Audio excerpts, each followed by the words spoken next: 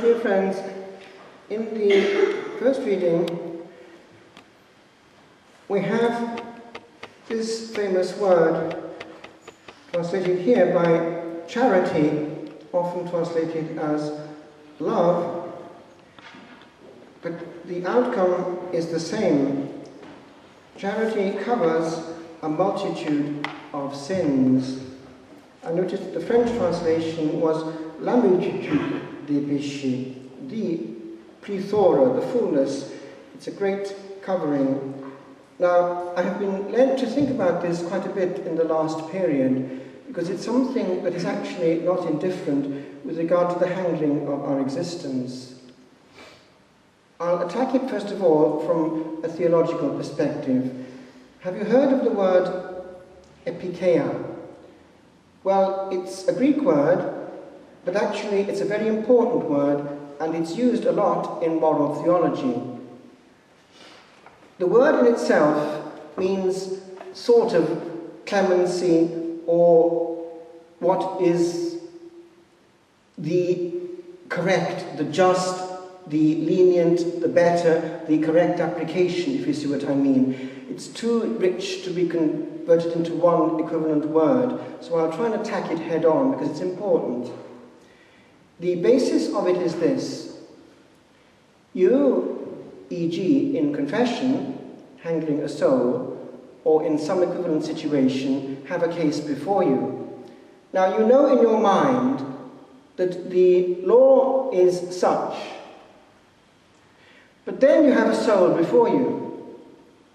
Now, how do you pass from what you know abstractly, intellectually, to that human world before you with his own sphere of operation?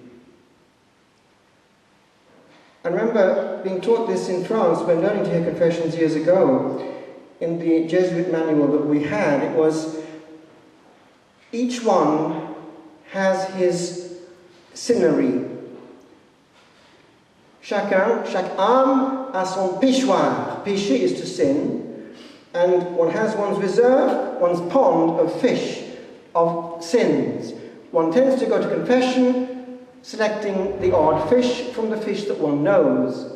That's how people function. They have their own mental sphere. So you're getting into that mental sphere.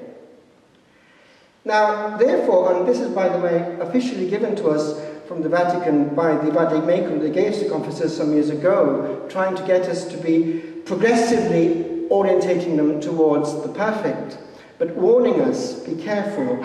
It's the principle of not extinguishing the still smouldering wick. You try to pull out what's there. Now, in that, this application of this bottom line, epikeia, is extremely important. What does it actually mean? Well, I'll put it simply. It means this.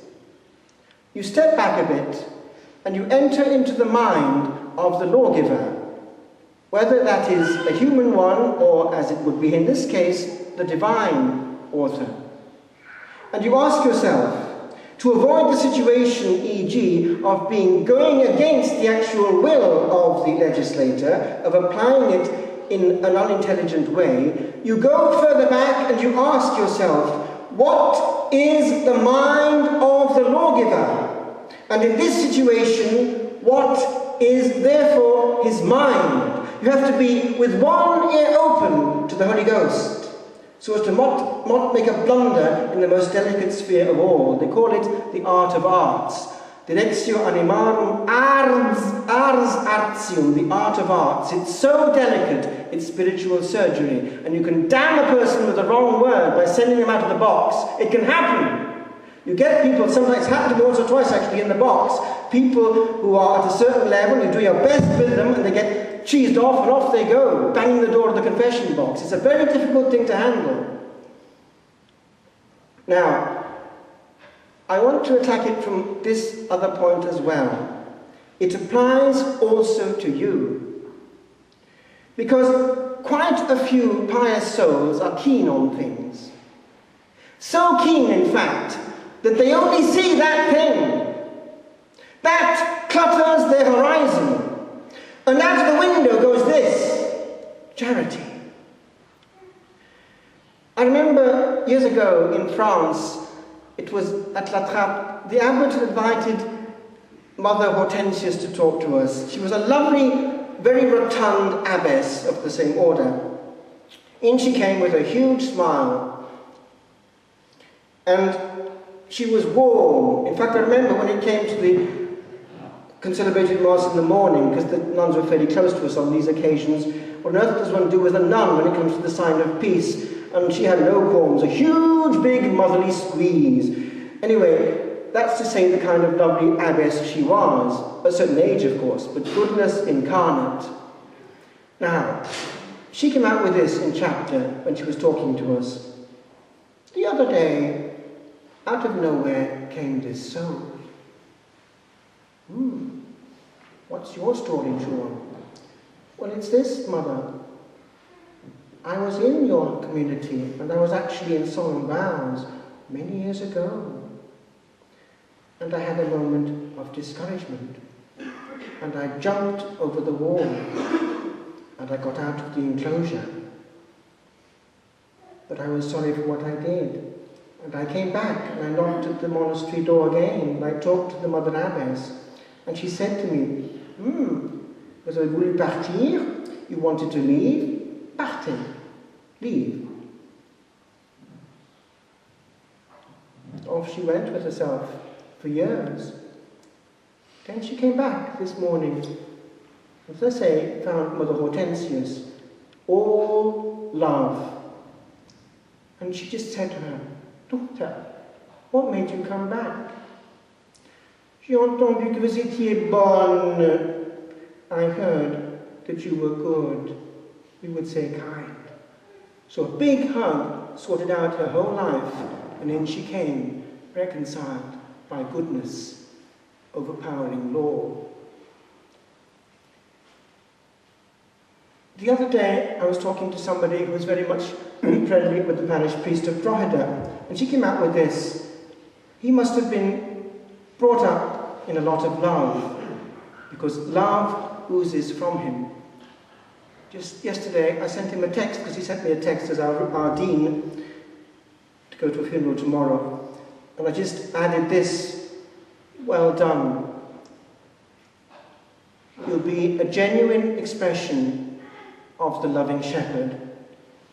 He's the next bishop of Kildare and Loughlin, as you know, Dennis Nolte.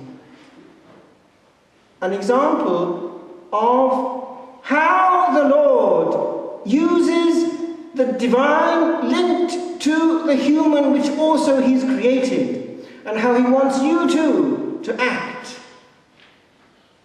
Now, I just happened, when I was waiting to come into church today, to do a moment of Lectio Divina in the car, and this verse jumped out. I often ask for a verse, and I share it with you. It's of all places from Proverbs, but it's Proverbs 15:13. A kindly glance gives joy to the heart. The Lord has given only to human beings the capacity to smile. No other creature can smile.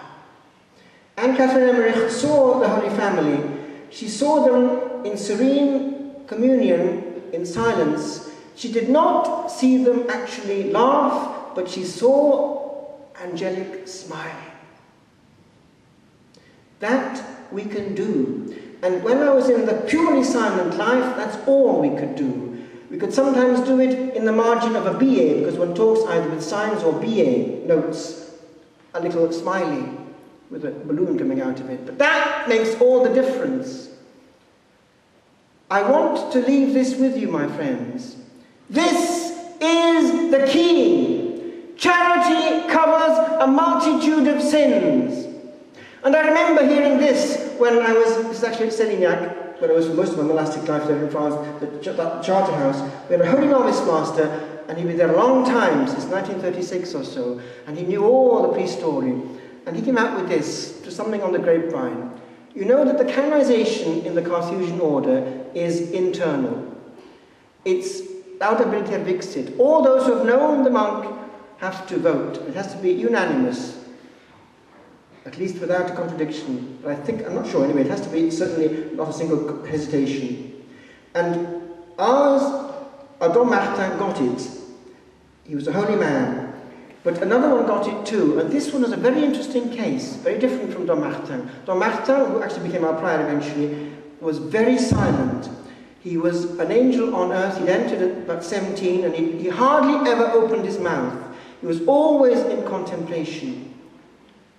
But this other one, who became vicar of another house, that is the second in command, he was known, just like Mother Hortensius, to be goodness incarnate, kind and always welcoming, and therefore so good that the kindness of Christ would come over the legal application, and the brethren knew it, and things would happen when the prior was away.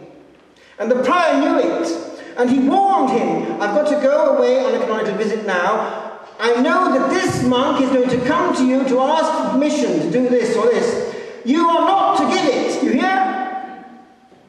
Of course.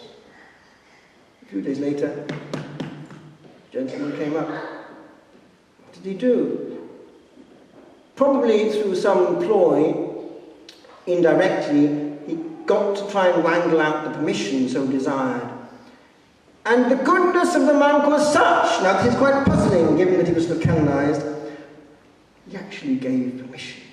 And the prior wasn't amused, but you see, he was in this sense so much aware of, and not justifying it, but so much aware of the casualty that's involved sometimes within a soul with a harsh word that he could never ever give one. But it's something I ask you to somehow inject also into your soul. Never emit poison, because these words remain in the memory, remain in the air, and they hurt for a long, long time. And in Ireland, you know what they do? They put up the wall of silence. He's not talking to me. Full stop. Cold War. I just want to finish. Yesterday, because I had gone home to see my mother in Wales, I was coming back, and I opened up the phone to see if anything was important on it as I came back, and there were 1 or 2 messages coming in, so I got up, and what came through was this. One of my closest friends and supporters there in the Hermitage, Tony Murphy, it seems, is under sentence of death. So I rushed to the hospital, and I expected to see somebody bedraggled and in the blues. What did I find? The unchanging, witty sense of humour. And all he wanted was to survive until they'd had their 50th year of marriage together. Because this couple, I am sure, in 50 years have never ever had a cross word. It's harmony itself. And how is it done? In his case, it's this. It's the use of the Irish sense of humour, which relativizes everything. Learn it, you've got it, use it. The Lord has given you as a safety valve to bring down a bit what could be a cosmic reaction. I just finish because I came back from home. And this used to be as you entered the door in our hallway. It came from Killarcroft, it went home, and I got it after Dan's death. It was used in my father's funeral by the local pastor who had seen it and liked it. And I leave it with you, because when one is close to somebody who is about to perhaps go into the beyond, these things remain also in the air. And by the way, it's only then that one realizes how much a person was loved. There were 3 of us who went to see him together. We'd gone to Wales together, and one who also knows him very well just came out of the room where he was, and she couldn't say a thing. She just cried. Sometimes tears say the only thing you can say. It's just this, the road of life, to be thought about as we come to the end of the Lord's 40 days. I expect to pass through this world but once. Any good, therefore, that I can do or any kindness that I can show to any fellow creature, let me do it now. For I shall not pass this way again.